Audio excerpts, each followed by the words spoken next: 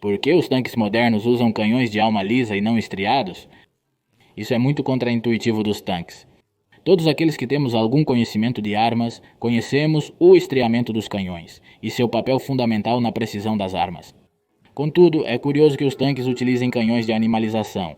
Houve tanques com canhões estriados, mas estes começaram a desaparecer após a Segunda Guerra Mundial, e até mesmo tanques como o Challenger 2, tanque com canhão estriado e que ao mesmo tempo é o tanque padrão na Inglaterra, terá uma nova versão chamada Challenger 3. Esta vai ter um canhão de animaliza, substituindo os antigos canhões estriados, assim como seus aliados da Organização do Tratado do Atlântico Norte da série Abrams e Leopard 2 alemã. E até mesmo os rivais do Challenger 2, como as versões da série T russa, também usam canhões de animaliza. Hoje neste vídeo tentaremos dar sentido a tudo. Isso, o estriamento ranhurado do canhão, ou como eles chamam em inglês, rifling, consiste em riscar a alma para deixar sulcos e liquidez no canhão. Isso faz com que ao passar um projétil pelo canhão obtenha um efeito giratório, que lhe dá grande precisão e evita a tendência dos projéteis a girar em ângulos indesejáveis. É um efeito que vemos até mesmo nas flechas dos arcos ao girar por sua plumagem. Quando os projéteis são disparados sem estrias, eles tendem a se inclinar em ângulos que fazem com que as pontas não vão para a frente, tornando a munição ineficaz. Todas as armas usam isso, exceto os morteiros e espingardas, digamos, por suas características. Mas nos tanques, o uso de estrias mudou em meados do século XX. Nos anos 60 surgiram as blindagens cerâmicas compostas, blindagens que anulavam quase todo o dano causado pelas munições convencionais perfurantes, sendo também muito leves comparadas com suas blindagens predecessoras. Para enfrentar essas novas blindagens, os engenheiros, em vez de fazer os canhões maiores, como sempre haviam feito até aquele momento, decidiram melhorar as munições. E assim foi como na década de 60 surgiram munições como a Sabot Projétil, perfurante estabilizado por aletas e descartável Sabot, e as de alto explosivo HIT, mudando o mundo dos tanques e até mesmo colocando-os à beira da obsolescência. As munições AIT foram pioneiras em seu desenvolvimento. Essas munições térmicas são simples, apenas concentram a explosão em um ponto central, lançando um jato de metal fundido que penetra blindagens densas. Foram usados pela primeira vez na Segunda Guerra Mundial em armas antitanque como os Panzerfaust ou os Panzerschreck, e até mesmo os alemães experimentaram muito com esse tipo de munição, mas neste caso sendo disparadas de canhões antitanque, sendo que essas pesquisas foram encerradas, já que as munições perfurantes clássicas ainda continuavam sendo muito eficazes. Posteriormente, nos anos 60, os engenheiros militares retomariam as pesquisas alemãs, particularmente na Inglaterra. Nos experimentos dos franceses dos anos 30 foram criados os primeiros sabot, ou como eles os chamaram, armadura perfurante. Descartando o sabot, eram simples munições com um núcleo de menor diâmetro da munição, que costumava ser de tungstênio, que ao ser disparado de um canhão estriado, transferia sua rotação ao projétil. Este era bastante eficaz para penetrar quase qualquer blindagem da época.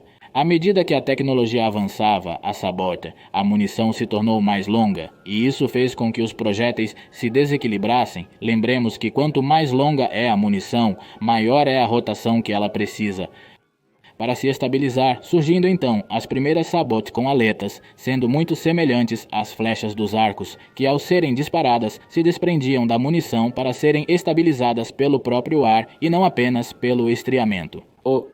Depois, os engenheiros perceberam que o estriamento dos canhões estava causando um giro excessivo nas munições, fazendo com que estas tivessem uma maior resistência ao ar.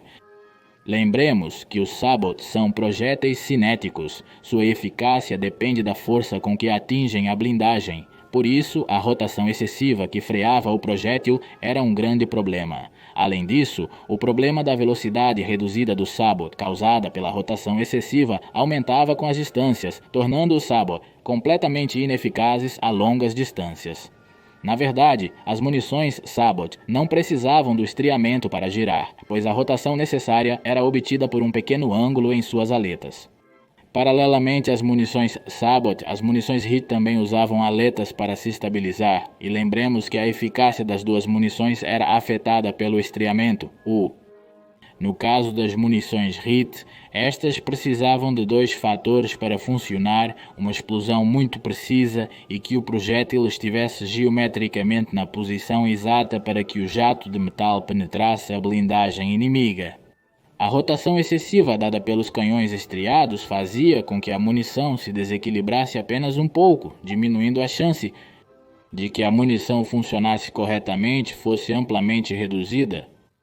Então, para poder usar essas munições modernas, os engenheiros chegaram a uma conclusão clara: o canhão estriado deveria ser eliminado.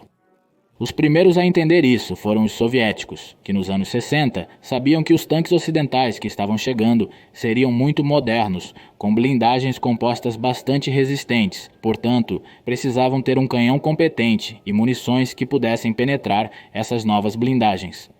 Foi assim que nos anos 60 chegou o tanque T-64, ao qual colocaram um canhão de ânima lisa, sendo o primeiro tanque moderno a ter um desses.